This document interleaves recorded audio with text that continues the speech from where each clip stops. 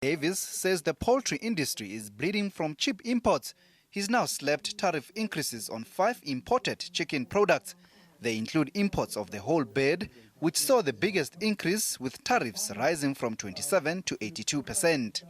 But whole bird imports account for only 1% of total poultry imports and are mostly consumed by higher income households.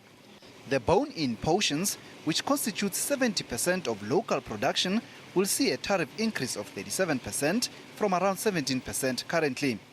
Davis says the decision to raise import duties is about supporting the productive sector in South Africa. The poultry industry accounts for a total of 100,000 direct and indirect jobs. This one is a potential employment generating sector in South Africa, but also in SACU. I said once before, if we can't produce chickens in South Africa, then what can we produce? I mean, chickens is not high barriers to entry.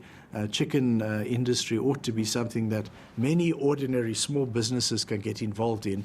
Small-scale producers, that's what DAF is trying to emphasize. The Association of Meat Importers and Exporters has expressed disappointment over the tariff increases, but it welcomed the fact that the increases are not as high as initially proposed. He says consumers can expect chicken price increases of around 40% when taking into account the rand exchange weakness. The DTI, however, says price increases should average 8.75%.